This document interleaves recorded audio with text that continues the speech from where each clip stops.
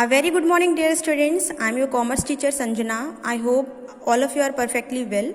Students, in today's class we will do one question of final accounts. आप लोगों ने previous classes में final accounts complete कर लिया है, फिर भी एक बार हम लोग प्रीवियस चीज़ों को रिपीट करेंगे. स्टूडेंट्स, जैसा कि आप सभी जानते हैं कि फाइनल अकाउंट्स में ट्रेडिंग अकाउंट बनता है, पीएल यानी प्रॉफिट एंड लॉस बनता है, और लास्ट हमारा एक स्टेटमेंट बनता है जिसे हम लोग बोलते हैं बैलेंस शीट.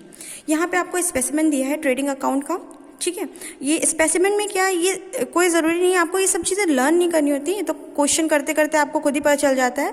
आप बस इन शॉर्ट ये याद रख सकते हैं, ट्रेडिंग अकाउंट जो होता है वो किससे रिलेटेड होता है, मैन्युफैक्चरिंग से. यानी जब गुड्स बनाया जाता है, सामान बनाया जाता है, तो जो मैन्युफैक्चरिंग में जितने भी उसके खर्चे आते हैं उसे हम ट्रेडिंग अकाउंट में डालते हैं. या फिर आप बोल सकते हैं कि फैक्ट्री एक्सपेंसेस जो होते हैं, यानी सामान कहाँ बनाया जाता है, फैक्ट्री में बनाया जाता है, इसलिए फैक्ट्री में जो भी खर्चे होंगे वो सारे हमारे ट्रेडिंग में जाएंगे. इस साइड में सारे एक्सपेंसेस आते हैं और इस साइड में हमारी इनकम आती है. और इनकम में क्या, हमारा सेल्स आएगा जो हमने सामान बेचा होगा. और आरआई का मतलब होता है रिटर्न इनवर्ड, यानी सेल करने के बाद अगर से कोई सामान हमारा वापस हो जाता है, यानी कोई कस्टमर सामान लेके गया और उसने वापस कर दिया हमें सामान बाद में, तो उसे हम लोग सेल्स रिटर्न या फिर रिटर्न इनवर्ड बोलते हैं. इसी तरह से हम लोगों ने सामान खरीदा और कुछ भी डिफेक्टिव था या कोई भी रीज़न से हमें पसंद नहीं आया, तो हम अगर सामान वापस कर देते हैं उसे बोलते हैं रिटर्न आउटवर्ड या फिर परचेज रिटर्न, जो कि माइनस हो जाता है परचेज में से, और रिटर्न इनवर्ड जो होता है वो सेल्स में से माइनस हो जाता है. ओके स्टूडेंट्स, अगर से इनकम ज़्यादा है और एक्सपेंसेस कम है तो ग्रॉस प्रॉफिट कहलाता है इसका प्रॉफिट, जो डिफरेंस आएगा. ठीक है, और अगर से इनकम कम होती है तो ग्रॉस लॉस हो जाता है. आई होप आप लोगों को ये सब चीज़ें क्लियर होंगी, मैं फिर भी एक बार रिपीट कर रही हूँ. नेक्स्ट आपका आता है प्रॉफिट एंड लॉस अकाउंट. अब प्रॉफिट एंड लॉस अकाउंट क्या होता है, मैन्युफैक्चरिंग के बाद सामान जब ऑफिस में जाता है तो उससे रिलेटेड जितने भी खर्चे होते हैं उसे हम लोग प्रॉफिट एंड लॉस में डालते हैं. ठीक है ना, तो यहाँ पे तो बहुत सारे खर्चे दिए हुए हैं, तो आपको लर्न नहीं करना है. जितने भी आप ये समझ सकते हैं कि जितने भी ट्रेडिंग फैक्ट्री के एक्सपेंसेस थे उनको हटाने के बाद जितने भी एक्सपेंसेस बचेंगे वो हमारे प्रॉफिट एंड लॉस में जाएंगे.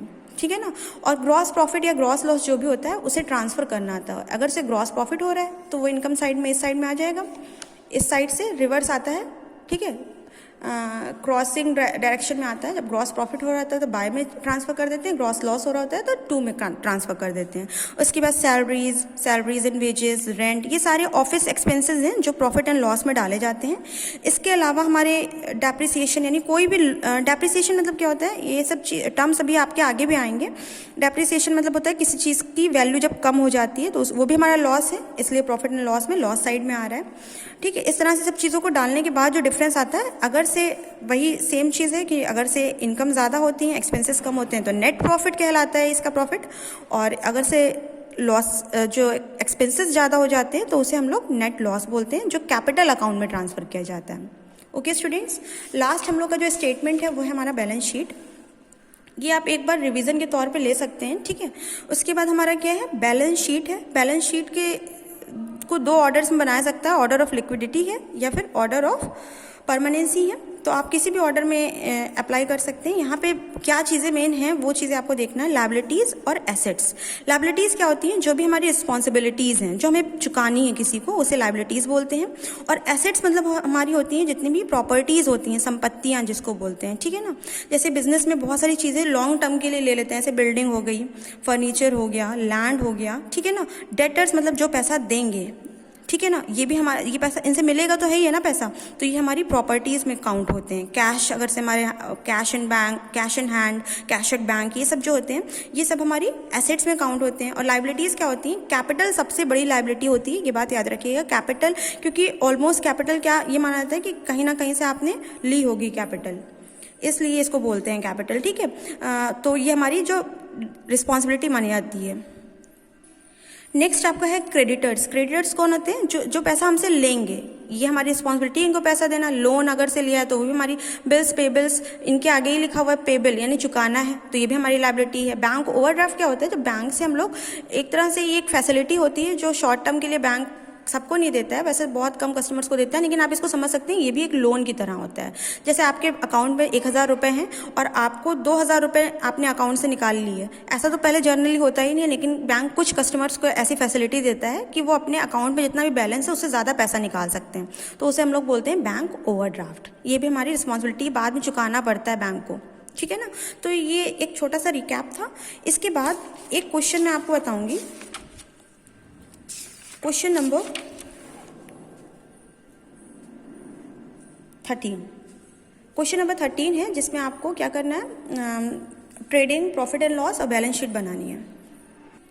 स्टूडेंट्स, जब भी क्वेश्चन आपको दिया होगा तो ट्रायल बैलेंस की फॉर्म में दिया होगा। यहाँ पे ट्रायल बैलेंस दिया हुआ है जो आप लोगों ने 9th में पढ़ा था। देखिए बैलेंसेस इक्वल है, ठीक है। ये तो ट्रायल बैलेंस गिवन है और आपको क्या करना है, इसी से ट्रेडिंग बनाना है, प्रॉफिट एंड लॉस बनाना है और बैलेंस शीट बनानी है।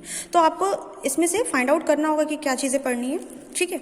तो यहाँ पे क्या क्या दिया है पहले एक बार देख लेते हैं। Purchase, opening stock, cash in hand, cash at bank, wages, carriage, repair, debtors, office expenses, machinery, discount, salaries, buildings, ठीक है। ये आपका डेबिट साइड में दिया है। सेल्स, सेंड्री क्रेडिटर्स, कैपिटल और वेजेस पेबल, ये चीज़ें दी हुई हैं। तो अब इसका हम लोग क्या करेंगे, firstly you have to draw the format of trading and profit and loss account. यहाँ पे मैंने फॉर्मेट बना के रखा हुआ है। सबसे पहले जो ट्रेडिंग में जाता है वो होता है हमारा ओपनिंग स्टॉक। तो यहाँ पे मैंने ओपनिंग स्टॉक डाला है। नेक्स्ट आपका परचेज होता है, परचेज डाल दिया। अभी मैंने बताया था कि वेजेस में होता है मजदूरी। मजदूरी जो होती है वो किसको दी जाएगी, मजदूरों को दी जाएगी। और मजदूर कहाँ होते हैं, फैक्ट्री में होते हैं, इसलिए ट्रेडिंग में जाता है। इसके अलावा कैरेज, कैरेज में होता है जो भी भाड़ा पड़ता है गाड़ियों का, ठीक है, तो उसे बोलते हैं कैरेज, जो हमारा ट्रेडिंग में जाता है।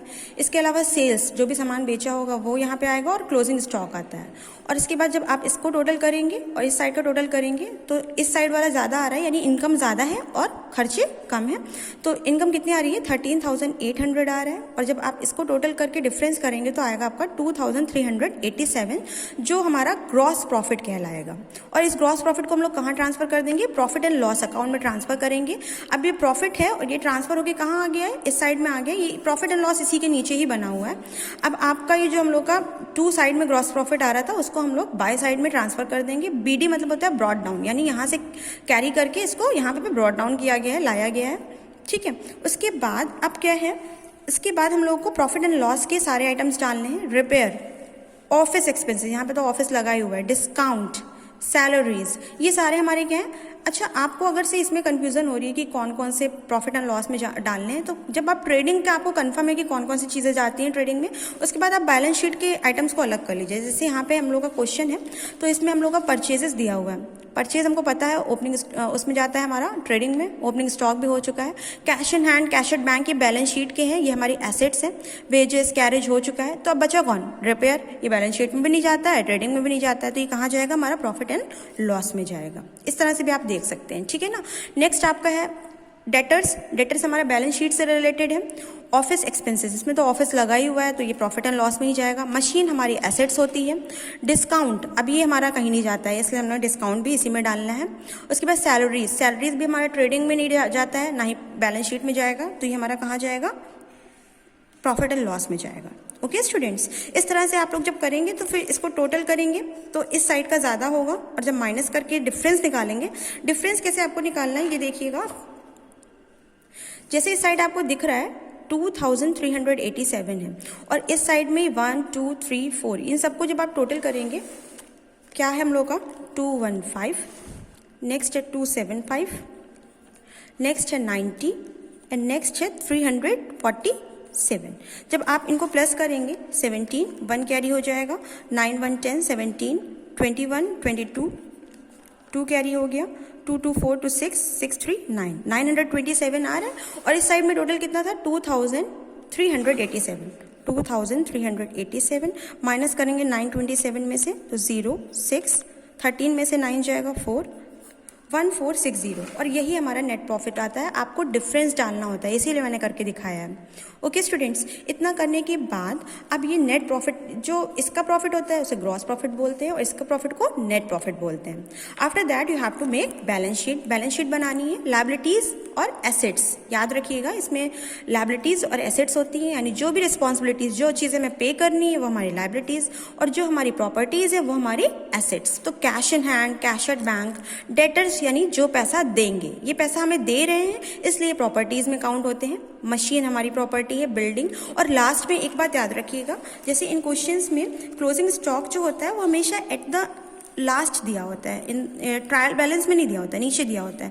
और जब भी नीचे कोई भी चीज़ दी होगी, इसको हम लोग को दो जगह पे एंट्री करनी होती है। जो भी चीज़ नीचे दी होगी उन्हें एडजस्टमेंट बोलते हैं, और इनको हमेशा इनको हमेशा दो जगह एंट्री करते हैं। एक बार तो हमारा ये क्लोजिंग स्टॉक यहाँ पे आ चुका है ट्रेडिंग में, अब हमारा दोबारा से ये हमारी एसेट्स में जाएगा, क्योंकि बचा हुआ सामान हमारी प्रॉपर्टी है, उसे हम लोग नेक्स्ट ईयर फिर यूज़ कर लेंगे, इसलिए क्लोजिंग स्टॉक भी प्रॉपर्टीज़ में काउंट होता है। ओके, नेक्स्ट हमारा क्रेडिटर्स, हमारी सबसे बड़ी रिस्पॉन्सिबिलिटी है, जो हम क्रेडिटर्स जो हमसे पैसा लेंगे। ये वेजेस पेबल, अभी वेजेस तो यहाँ पे पड़ा था, इसमें यहाँ पे भी मैंने वेजेस डाल दिया। पेबल मतलब चुकानी है, और जो भी चीज़ हमें चुकानी होती है वो हमारी जिम्मेदारी है, इसलिए ये वेजेस पेबल यहाँ ना आकर के वेजेस पेबल कहाँ गया है, हमारा लायबिलिटीज़ में आया है, क्योंकि इसके आगे क्या वर्ड लगा हुआ है, पेबल लगा हुआ है। उसके बाद कैपिटल को लिखने से पहले आपको नेट प्रॉफिट इसमें ऐड करना होगा। ओके, कैपिटल मतलब होता है पूंजी जितना प्रॉफिट होता जाएगा उतनी पूंजी हमारी बढ़ती जाएगी, इसलिए हमने यहाँ 10,000 मेरी कैपिटल थी, अब हमें इस साल इतना प्रॉफिट हुआ है तो हमारी कैपिटल और बढ़ गई, 11,460 हो गई। And after that if you make the sum of all the items, सबका जब सम करेंगे तो आएगा 16,545, इधर भी आएगा 16,545, और जब दोनों तरफ इक्वल आ जाता है इट मीन्स आपने करेक्ट क्वेश्चन किया है। ओके स्टूडेंट्स, आई होप आप लोग को यहाँ तक क्लियर हुआ होगा, और प्लीज़ आप लोग बाकी के क्वेश्चंस अपने आप घर पे प्रैक्टिस करें। If you have any doubt you can ask by text message. Okay, thank you, have a nice day.